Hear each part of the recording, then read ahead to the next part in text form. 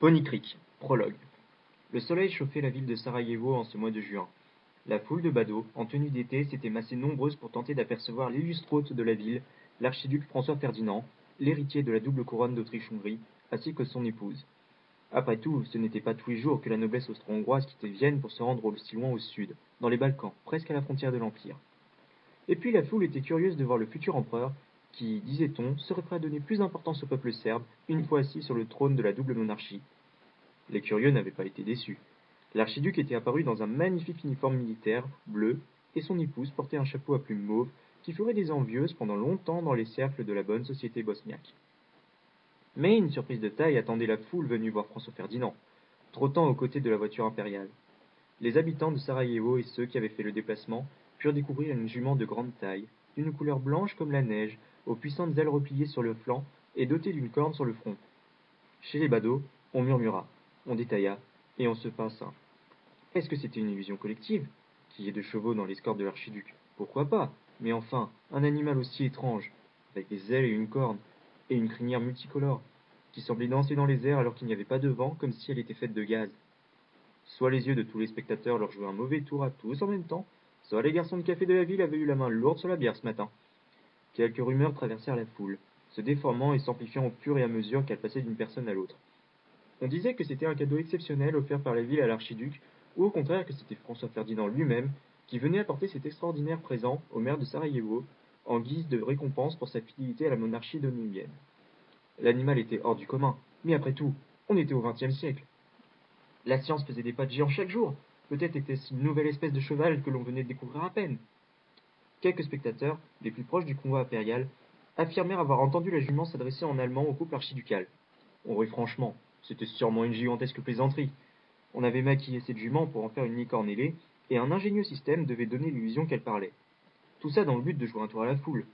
En son temps, Louis II de Bavière était connu pour ses coups de folie. Ça ne serait pas la première fois que la noblesse faisait part d'excentricité pour impressionner son peuple. On rit moins quand on vit une bombe tomber droit sur la voiture impériale, rebondir sur sa capote et atterrir dans le véhicule qui suivait l'archiduc avant d'exploser dans un fracas assourdissant. Le temps sembla brusquement se figer dans Sarajevo et dans l'Empire tout entier. Une bombe. Quelqu'un avait lancé une bombe sur l'archiduc. Mouvement de foule. Cris, pleurs, hurlements des blessés.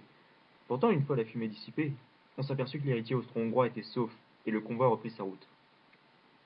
Les policiers arrêtèrent un jeune homme qui s'était jeté dans le fleuve juste après l'attentat, sur la base de plusieurs témoignages qui le désignaient comme le lanceur de l'engin explosif. Pour l'heure, toute la ville oublia la mystérieuse jument. Près de 3 quarts d'heure plus tard, après une halte à la mairie, François Ferdinand et sa femme étaient remontés dans leur voiture et le convoi s'était ébranlé vers l'hôpital, le couple souhaitant se rendre au chevet des blessés de l'explosion. Près du pont latin, alors que le convoi ralentissait pour permettre au chauffeur de tourner, un jeune homme parvint à rattraper la voiture, à franchir l'escorte, à pointer son pistolet et à tirer à 3 reprises. 3 coups de feu simples, tirés avec une petite arme de poing. La première balle atteint l'archiduchesse au ventre. La seconde frappa François Ferdinand au cou. Et la dernière alla se loger en rebondissant sur la portière de la voiture, en plein dans le cœur de l'étrange jument. Les blessés portèrent respectivement mains et pattes à leurs blessures, alors qu'on se précipitait pour les aider et qu'on se le saisissait du tireur. On transporta en catastrophe le couple archiducal à la résidence du gouverneur, mais c'était peine perdue. François Ferdinand et son épouse succombèrent à leurs blessures quelques minutes plus tard. La mystérieuse jument, elle, fut tuée sur le coup. En cette matinée du 28 juin 1914 à Sarajevo, il ne faudrait pas plus de ces 3 coups de feu pour embraser l'Europe et la précipiter dans la plus formidable guerre qu'elle n'avait encore jamais connue. Au sang versé par l'archiduc et de sa femme, fut écho celui d'un continent tout entier, et par celui de sa souveraine Célestia, tuée par hasard dans l'attentat, la principauté d'Équestria allait se joindre à la danse macabre du grand suicide européen. Chapitre 1. Quand il a annoncé que l'avenir appartenait à l'espèce capable de s'adapter le mieux au changement, M. Charles Darwin s'est trompé. L'avenir appartient au poney, et au rachalement s'il a l'intelligence de lier son sort avec celui de la principauté d'Équestria.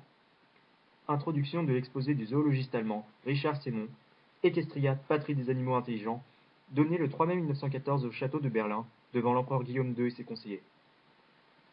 Loin au-dessus du champ de bataille, je volais. Ou je planais, plus exactement. J'avais largement déployé mes ailes après avoir traversé les nuages, et depuis de longues minutes, je scrutais le manteau blanc en décrivant de grands et de longs cercles, guettant la moindre activité ennemie. Il y avait peu de chances qu'il se passe réellement quelque chose aujourd'hui. Après tout, nous avions la maîtrise du ciel depuis quelques semaines, mais ce n'était pas une raison pour que je ne sois pas attentive. Ce vol presque stationnaire m'irritait. Si j'avais voulu n'en faire qu'à ma tête, je me serais mise à tourbillonner dans tous les sens, à tester de nouvelles figures, à arracher mon casque de cuir pour sentir à nouveau le vent dans ma crinière arc-en-ciel. Mais je ne le pouvais pas. Je devais m'en tenir aux ordres, et ils étaient trop importants pour que je cache tout en me laissant aveugler par mon propre plaisir. J'ouvris un peu plus largement la bouche, remplissant mes poumons d'un air frais. C'était délicieux. C'était un des grands privilèges de nous autres, les Pégases. Pouvoir respirer un air plus pur que celui auquel les poneys terrestres et les licornes étaient accoutumés. Il fallait d'ailleurs faire attention. Respirer trop vite et trop fort devenait dangereux à une certaine hauteur. Quand j'étais à l'école de pilotage avec Gilda et les autres, j'avais vu un Pégase qui avait fait l'erreur de vouloir monter le plus haut possible, juste pour nous impressionner. Il était monté si haut que tous les élèves et les professeurs n'avaient plus vu qu'un petit point de couleur sur le ciel bleu. Puis brusquement, il était tombé à toute vitesse et rattrapé en plein vol par deux des instructeurs. Le Pégase s'était tout simplement évanoui à force d'être allé trop haut. Ivresse des auteurs. Bien sûr, après cet accident, tous les élèves de l'école de pilotage s'étaient lancés dans le concours idiot de celui qui tiendrait le plus longtemps à la plus haute altitude possible. Inutile de dire que j'avais gagné en manquant de mourir deux fois. Une fois en remportant le concours, une fois en défendant mon titre contre Gilda. Et on en était fiers à l'époque de nos stupidités de gamine. Je soupirais amèrement. Il était loin ce temps à l'école de pilotage, comme le reste de ma vie, Cloudsdale et à Ponyville d'ailleurs. Tout ça semblait comme avalé par la brume. Peut-être que quand la guerre serait finie, je me souviendrai avec précision du goût des tartes aux pommes d'Applejack, du plaisir que l'on avait aux fêtes de Pinkie Pie, ou des jolies robes que nous confectionnait Rarity quand nous allions à des soirées. Mais pour l'instant, tout ça n'existait plus vraiment. Pour le moment, j'avais un combat à mener.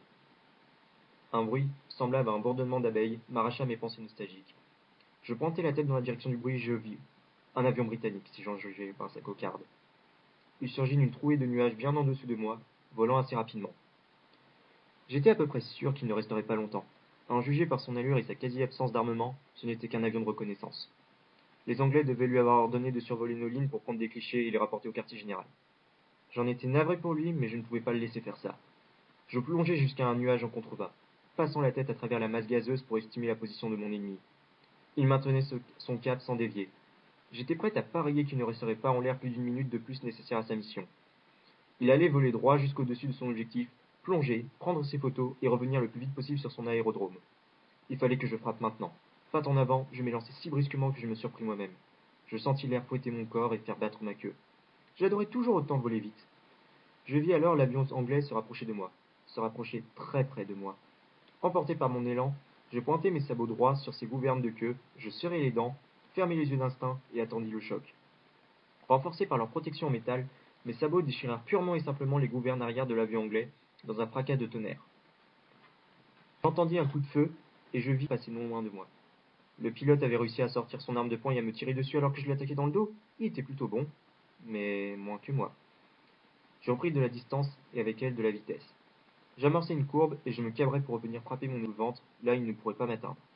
Le pilote anglais se rendit immédiatement compte de ma manœuvre et piqua du nez pour m'avoir droit devant lui. Alors que nous nous rapprochions l'un de l'autre à grande vitesse, l'absence de tir me confirma qu'il n'avait pas d'autre arme que son revolver. Il m'aurait déjà descendu depuis longtemps sinon. Au fur et à mesure que je voyais l'hélice et son appareil tout entier devenir de plus en plus grand, je me concentrais pour tenter d'apercevoir le pilote. Quand je le verrais sortir le bras hors du cockpit, il serait temps de décrocher. Quelques secondes passèrent, et plus concentré que jamais, j'attendais le moment propice. Je devais bien calculer mon coup. Trop tôt et il pourrait m'avoir dans le dos, trop tard et il pourrait me loger une balle dans le crâne, si je n'étais pas déchiqueté par les pales de son hélice avant. Pas encore, pas encore. Je vis son bras droit sortir du poste de pilotage et me viser. Ça y était presque. Je vis armer le chien. Vraiment presque. Maintenant! Je tournai brusquement sur le côté droit, me retrouvant à la gauche de mon adversaire. Surpris, celui-ci n'eut pas le temps de changer son pistolet de main, alors que je brisais ses soutiens d'aile. Le côté gauche des ailes du biplan de mon adversaire s'effondra sous son propre poids, et l'appareil piqua du nez. Satisfaite, je restai en hauteur alors que l'avion ennemi disparaissait dans les nuages. Il n'était pas nécessaire d'aller plus loin. Il était hors d'état de remplir sa mission, mais pas assez abîmé pour qu'il se crache immédiatement. Le pilote britannique devait pouvoir volter jusqu'à son aérodrome, ou au moins s'écraser loin du No Man's Land. C'était mieux pour lui et pour moi. Je n'aimais pas avoir du sang sur les sabots. Peut-être paradoxal pour une Pégase de l'armée de l'air équestrienne, mais j'étais comme ça. J'aimais voler, j'aimais gagner, pas tuer. Je laissais ça aux troupes au sol. Je continuai mon vol de supériorité aérienne pendant encore 2 heures, puis je tournai les sabots et rentrai à la base. C'est avec regret que je laissai l'immense ciel bleu derrière moi pour retrouver le brun de la boue et le vert de la forêt. Je volais encore assez haut pour ne pas me faire tirer dessus par une batterie de DCA un peu trop prompte au canon. On avait déjà perdu plus d'un Pégase comme ça. Je rejoins rapidement nos lignes, dépassai les tranchées, et commençai à ralentir au fur et à mesure que je me rapprochais du village où nous avions installé nos quartiers. L'aérodrome n'était rien de plus qu'un vaste champ de terre battue, depuis lequel des avions et des Pégases n'arrêtaient pas de décoller et d'atterrir. Je me posai avec douceur en marge du champ. Quelques pilotes, humains ou Pégases, me saluèrent alors que je repliais mes ailes et que j'arrachais enfin le casque de cuir qui m'emprisonnait le visage. Je passai plusieurs fois mon sabot dans ma crinière pour en démêler les nœuds, et je le ressortis gluant de sueur. J'aurais pas été contre un bon bain chaud. Mon aide de camp, un Pégase à la robe gris-perle, vint à ma rencontre pour me débarrasser de mes affaires. Je lui confiai mon casque et mon harnachement de pilote de guerre, soit le blouson de cuir et les renforts métalliques de mes sabots. Je gardais toutefois mon écharpe blanche autour du cou, frappée d'un éclair multicolore. Le foulard m'avait été tissé par Ariti au moment de mon départ pour le front, et j'évitais de l'enlever le plus possible. Quand je le portais, j'avais un peu l'impression que mes amis étaient avec moi. Pas trop dur le vol d'aujourd'hui, lieutenant me demanda mon aide de camp. Si ça s'était mal passé, je serais pas là pour m'en vanter, lui répliquai-je du tac au tac. Si tu veux bien avoir la gentillesse de laver tout ça et de les porter dans mes quartiers, lui demandai-je en pointant du museau mes affaires, ça serait gentil. Tu me feras aussi préparer une baignoire d'eau chaude. Mon ordonnance posa son sabot à la hauteur de la tempe. Ça sera fait, mon lieutenant, et avant que j'oublie, lieutenant, le commandant Koenig veut vous voir au plus tôt. Je haussai un sourcil. Il t'a dit pourquoi? Négatif, lieutenant, répondit mon aide de camp en secouant la tête. Juste qu'il demandait votre présence au quartier général sitôt votre vol fini. Bon, eh bien, le bain devrait attendre encore un peu, on dirait. Quittant le champ, je me dirigeai donc en premier lieu vers le village qui se trouvait à côté. La bourgade n'était pas très grande, comme la plupart des villages locaux. Une cinquantaine d'habitants devaient y vivre avant-guerre. Depuis de longs mois, toute cette portion du front était tombée entre nos mains, et puisque les tranchées françaises et anglaises nous empêchaient de pousser plus en avant, nous étions condamnés à une guerre de position. Je trottais devant des maisons vides ou transformées en casernes de fortune. Certaines portaient encore la trace des combats livrés ici même pour le contrôle de la Légion. La mairie était un grand bâtiment de pierre blanche, où le commandant Koenig avait naturellement installé le quartier général. Je passai devant les sentinelles de garde, traversai le hall d'allée et me retrouvai dans l'arrière-cour ombragée, là où le commandant aimait tenir ses réunions. Et effectivement, Koenig était regroupé avec ses officiers d'état-major autour d'une table, d'extérieur en bois, en train de fumer un gros cigare et de lisser pensivement sa moustache poivre et sel. Quand on fit discrètement signe au commandant de ma présence, il m'invita à avancer. Approchez, lieutenant, je vous en prie, approchez. Je fis quelques pas en direction du groupe, mais je me gardai de trop m'avancer. Les officiers avaient la désagréable manie de joindre chacune de leurs inspirations d'une bouffée de cigarette et de former au-dessus d'eux un nuage malodorant. La fumée était si épaisse au-dessus de leur tête, en dépit du fait que nous étions au dehors, qu'on n'y voyait presque plus l'étendard impérial noir, blanc et rouge. Voyant mon dépit à faire un pas de plus, Koenig prit sur lui de franchir la courte distance qui nous séparait encore et me tendit la main. Je la touchai de mon sabot droit.